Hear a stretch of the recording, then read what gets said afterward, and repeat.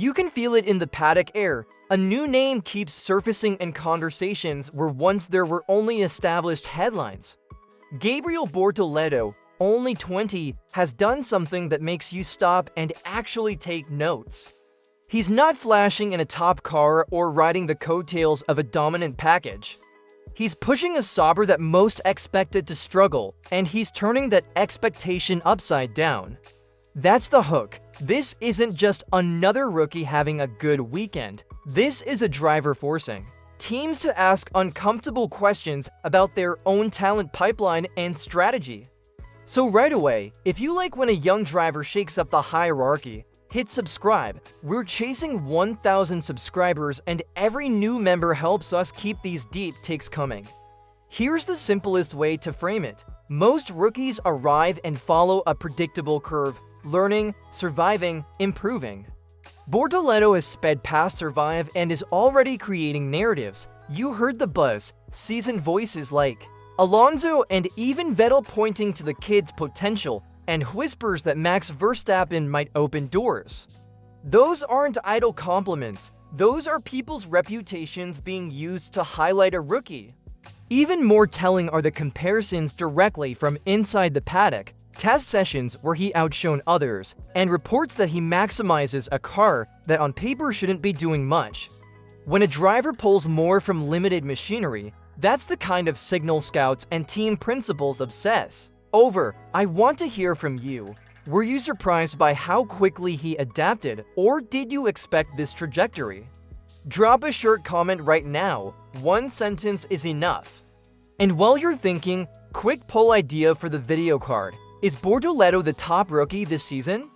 Yes or no, engagement like that helps this channel push these stories further. So if your answer is yes, give the video a like. Finally, don't mistake the shine for certainty. Great starts are exciting, but the real tests are consistency and how a driver handles pressure and politics. Still, for now, the simplest truth is this: Bortoleto has made more than a first impression. He's created a headache and an opportunity for several major teams. That's the exact kind of plotline we'll follow through this video. The story gets even more compelling when you dig into the numbers and the on-track evidence. Gabriel Bortoleto isn't just impressive in highlights or flashy maneuvers. He's showing consistent skill in situations where others might struggle. Take the recent tests in Austria, for example. Using older McLaren machinery, Bortoleto not only matched but outperformed some of his more experienced peers. That's a signal loud enough that team managers can't ignore. When a rookie squeezes top-tier performance out of a car that isn't designed to dominate, it tells you something fundamental. The talent is real, and it's rare.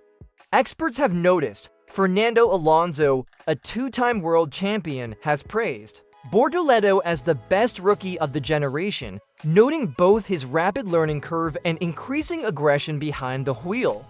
Vettel, another seasoned voice, pointed out his potential to become a leading driver in just a few years.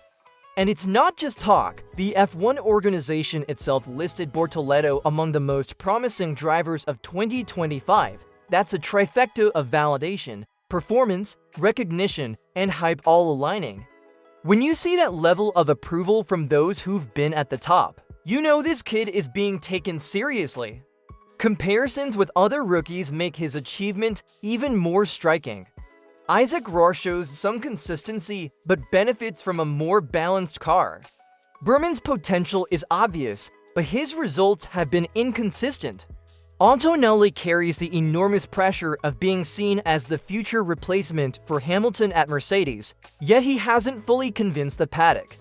In this context, Bortoleto stands out for extracting maximum performance from limited machinery, a feat that highlights not just raw talent, but adaptability, race intelligence, and mental toughness. Here's something for you to consider. Do you think driver skill can now outweigh the advantages of having a superior car? I'd love to hear your take. Leave a yes or no in the comments, and we'll see what the F1 community thinks. Also, if you're enjoying these insights, hit like. It really helps us keep producing deep dives like this one. This chapter isn't just about numbers. and praise, though it's about understanding why teams are worried. A driver who can consistently outperform expectations is a potential game changer for team strategies, contracts, and long-term planning. That's why Bortoleto's rise isn't just exciting, it's disruptive. Every lap, every test, every flash of brilliance is a reminder that he's not here to learn quietly. He's here to be noticed, and he's doing it in a way that forces even the biggest teams to rethink their assumptions now. Step into the real chess game behind the headlines, the political and strategic moves surrounding Gabriel Bortoleto. It's not just about raw talent on the track, it's about which team will secure him, how, and what risks they're willing to take. McLaren made a calculated decision to loan him to Sauber, the future Audi team, because their main lineup, Norris and Piastri, seemed untouchable on paper. It was smart. Let the kid develop elsewhere and keep him in the pipeline. But here's the twist: Bortoleto didn't just develop, he excelled beyond expectations, creating a ripple effect that now has McLaren second-guessing themselves. Suddenly, the safe move looks like it might have been a strategic misstep. And the plot thickens. Red Bull is watching closely. Max Verstappen, a close ally of Bortoleto, has made subtle signals that doors could open in Milton Keynes. We've seen Red Bull operate like a pressure cooker before, demanding immediate results and rarely tolerating mistakes. Think back to the careers of Pierre Gasly, Alex Albon, and even Sergio Perez. Joining Red Bull isn't a guaranteed fast track to glory, it's a high-stakes gamble. Bortoleto would gain exposure, top-tier machinery, and podium chances, but at the cost of intense scrutiny and instant performance pressure. Is it worth it for a rookie still carving out his space? That's the question teams, analysts, and fans alike are debating. Then there's Alonso. He isn't just a mentor, he's a strategist, with an impeccable sense of timing and survival in F1 politics. Alonso's influence over Bortoleto could be the deciding factor in his next steps. Should the Spanish champion push him toward Red Bull or encourage him to grow with Audi's long-term plan? Alonso's track record shows he knows exactly when to make bold moves and when to wait for the perfect moment, a skill that might just protect Bortoleto from rookie pitfalls. Here's a question for you: if you were in Bortoleto's shoes, would you choose the immediate potential of Red Bull or the patient growth with Audi? Vote in the poll or drop a comment. Your perspective matters and fuels this discussion. And while you're thinking, don't forget to hit that subscribe button if you haven't yet. This channel thrives on deep dive stories like this, and every new subscriber helps us keep up with the fast-moving world of F1. What makes this situation fascinating is the balancing act. Bortoleto already has momentum with Sauber, Audi, a structured environment with a future roadmap. Red Bull offers intensity, excitement, and a direct route to competing alongside Verstappen. Both paths carry benefits and risks. For a young driver, the decision isn't just about speed. It's about longevity, career strategy, and who can provide the right support as the F1 landscape shifts. And remember, the 2026 regulations are looming. Whoever adapts fastest, Red Bull with experience, Audi with resources, or McLaren with youth, will define the championship hierarchy and Bortoleto's potential role in it. Now we enter the pivotal part of the story, the 2026 regulations and how they could redefine the entire F1 landscape and Bortoleto's role within it. The rule changes aren't minor tweaks, they're a complete shake-up. Smaller cars, simplified hybrid engines, no MGU-H, major aerodynamic shifts, all designed to bring teams closer together. But in practice, history tells us that the biggest teams always find loopholes, and those who adapt fastest will dominate. For Bortoleto, this creates both opportunity and risk. Does he stay with Audi and grow alongside a team poised to become a new powerhouse, or tempt fate at Red Bull, a team proven to exploit changes instantly?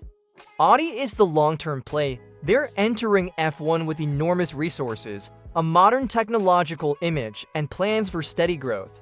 While they won't magically win races in their first year, the trajectory is clear. Bortoleto could become the face of a rising team, building credibility and confidence without the crushing pressure of instant results.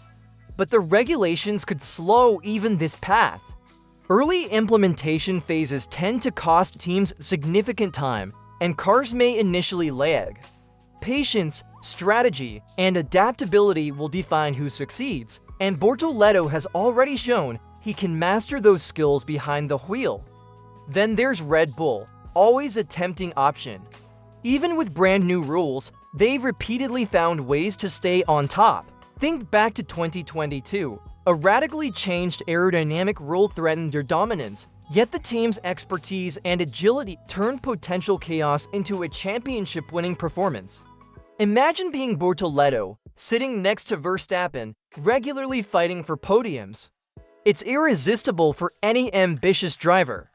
But the downside is clear. Red Bull is unforgiving, expecting immediate results. Failure isn't just noticed, it can derail a career.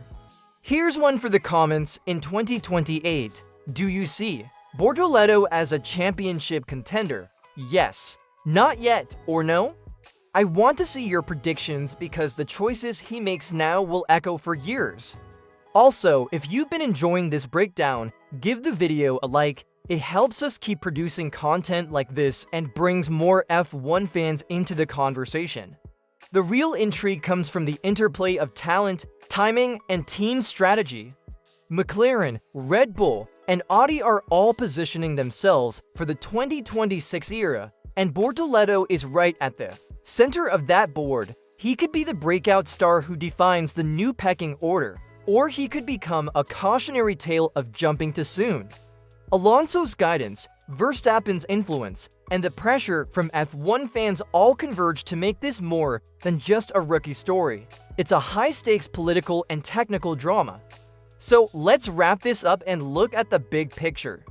Gabriel Bortoleto is no longer just a promising rookie. He's a pivotal figure in what could be one of the most fascinating eras in Formula One history. With the 2026 regulations shaking up the technical and political hierarchy, Bortoleto sits at the crossroads of strategy, talent, and timing.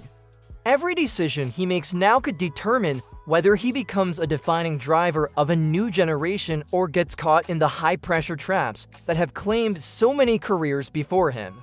Audi represents the steady climb, a team entering F1 with resources, ambition, and the promise of a long-term project. Bortoleto could build his career alongside a team that grows with him, gradually mastering the challenges of a radically changed sport.